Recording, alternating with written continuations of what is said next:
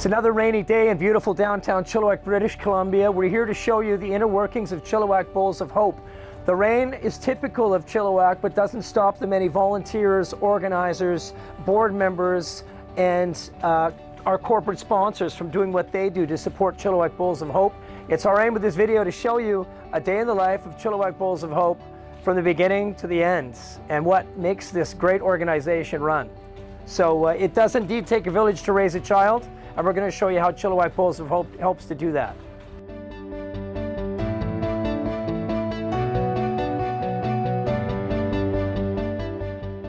My name is Cindy Waters, and I'm the Executive Director for the Chilliwack Bowls of Hope Society.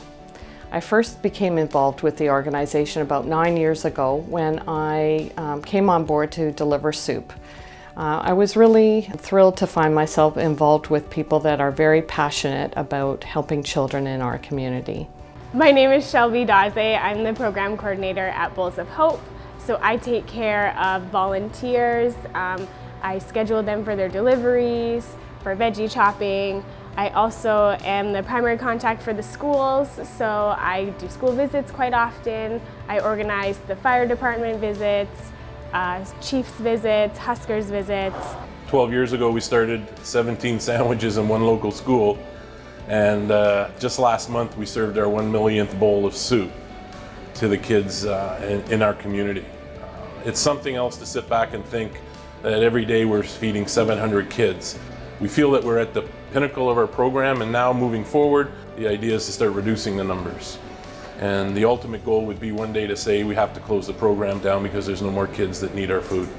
At Bowls of Hope, we're making an impact in a child's life, but a child's life in our own community, which is really important to me because I grew up in this community. We're really excited to have received a Business Excellence Award this year and very honored. We have a lot of exciting things going on. We are giving out our second scholarship to a deserving student moving on to post-secondary. And we are in the middle of launching a crock-pot program to help students gain skills to learn how to make food for their family. And their intention is to equip young people with the skills necessary to cook for their family. And we're hoping to work closely with them in getting that program off the ground. We'll offer tours around our farm for young people to be able to pick food, perhaps learn about gardening, and then take that food from the farm into the kitchen, cook with it, and motivate them and empower them to see what they can actually do for their family at a very young age. We were very lucky this year to be donated office space through the Chilliwack School District in the Neighborhood Learning Center attached to Chilliwack Secondary. So we're right in the middle of a partnership with all the other organizations that we work with in the community, and we're excited to continue that work with them.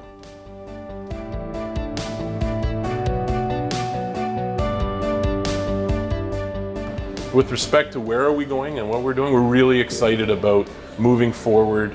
I think we're a fixture in the community now, and now our goal is not only to feed and work with the kids in need, but also start finding a way to break the cycle. This year we've had a lot of things happening with the organization. We moved to the local harvest market because we outgrew our previous location. And that meant a lot of changes for our volunteers and for the schools, but everything has gone really well and we're thrilled to be there. One of the greatest things about Bowls of Hope is their ability to look ahead into the future. And what I would like to see one day is that Bowls of Hope would cease to exist because they will have fulfilled their mission, and that is to bring food to every young child in this community. When Mike Choka offered me this position here, I grabbed it because it gives back to the community and it helps the kids. I have been hungry from time to time, I've gone without, and so I know a little bit about the feeling, but you know, to feed the kids, that is the major motivation that gets me up in the morning.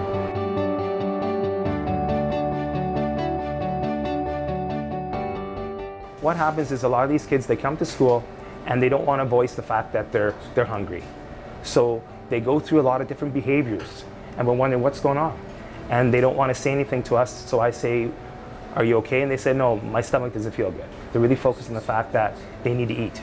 So in the afternoon, they're able to focus on their classroom stuff, and you find that behaviors are down less because of the fact that they're able to just focus on the fact that, well, now that they're not hungry, they can go on with their day.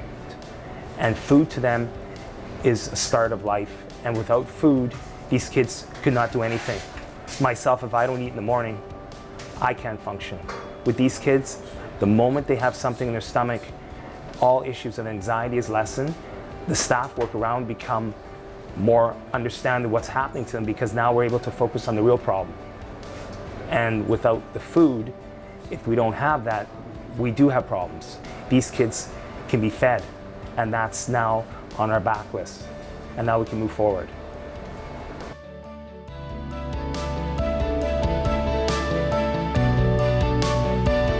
I'm here with one of the original volunteers, a local hero to me, this guy right here, Jim Bernard. Jim, I just want to ask you very quickly, what's your motivation to Bowls of Hope? I was looking for something to do. I wanted to volunteer. I'm retired. I got lots of energy, and you know, you don't want to get too old too quick. This is rain or shine. This is absolutely. This is snowstorm. This is hail. This is whatever. You were here faithfully every day of the school year. If the school's open, we're here. And so we have the 3 routes, 3 separate volunteers every day that come in. Each day are different volunteers. We have quite a few businesses that have taken on a route, and they rotate their staff internally to do the deliveries. Every Wednesday there's a couple of us from Envision that go out and we deliver both to Sardis and to Chilliwack, I believe, but we do the Sardis route, which is huge need there. Every school day of the year, rain or shine, volunteers get in this beautiful van donated by the Chilliwack Fraser Rotary Club and delivered to both north routes and south routes. Chilliwack being the north route and Sardis being the south route. So many schools need this program. The kids that are being looked after right now, I was that kid, and I would have loved a program like that to be available, you know, in the late 70s in Chilliwack. But these drivers do this every day and make sure that kids get fed every day of the school year. Why we do it is because we were those kids, and now we're in an opportunity and a position to be able to help, and so you got to help.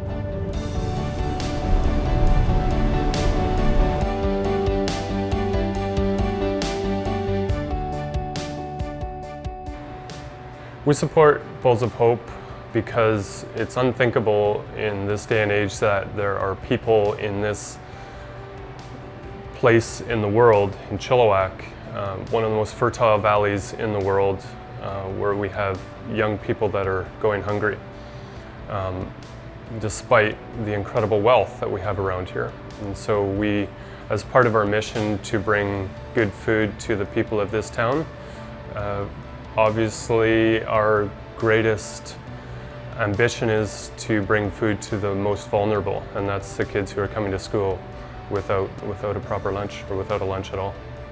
I'm retired from the school district after working 22 years and been in Central for 13 years of that. And we see the need for the Bowls of Hope for the kids that don't come to school with no lunches, and a lot of times no breakfast food. So they come for their breakfasts and lunches and depend on those 2 meals in their day. And we make sure they always have the opportunity to have a second bowl of soup. We make sure that they're well fed before they go back to class. And the difference we see is the learning.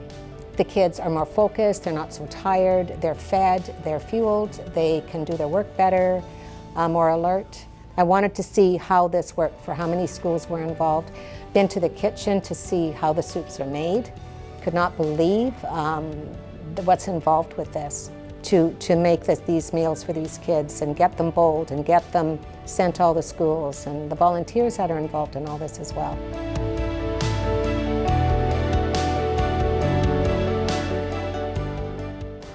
I think the thing that I'm getting the most out of this day of traveling around and learning about the ins and outs of Bowls of Hope is how incredibly rewarding it is for the people involved.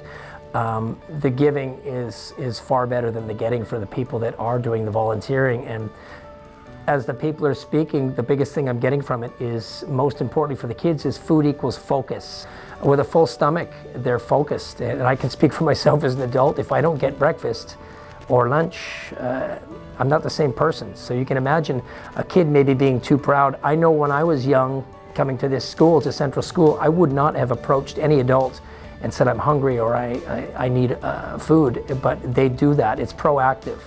And all of the schools are like that. So it's really a great ad, and what a great, really beautiful cyclical program where every asset of it is helping somebody.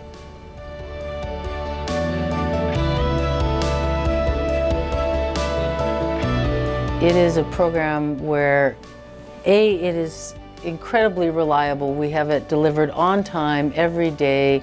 Soup, bread, milk, sometimes there's extras like applesauce and different things that the kids love. But it's something they rely on, and many of them have we've even had kids who have had 3rd helpings of soup. You know, in the classroom when kids are working, we call it, you know, that hangry, right? Sometimes they don't know. It's just that feeling, they're angry, they're moody, and we'll literally walk them down and feed them. And, you know, oftentimes that's what it is. It's not a discipline issue. It's just they're hungry. I have goosebumps as I'm saying this to you because it's humbling, you know, for all of us. And in this society, in this place that we live, that is so amazing to have kids. There's no excuse, right? There's no reason we can help them. Well, you've seen a day in the life of Chilliwack Bowls of Hope, from the creation of the soup in the morning to the volunteer deliveries to speaking with different folks involved with Chilliwack Bowls of Hope. I think it's fitting that the logo for Bowls of Hope is over your heart, because everybody we spoke with today spoke from the heart about a project that's passionate to them. I hope that you will share your story about Bowls of Hope with friends and with corporate partners. It does indeed take a village to raise a child, and we want to continue doing that. Thanks so much.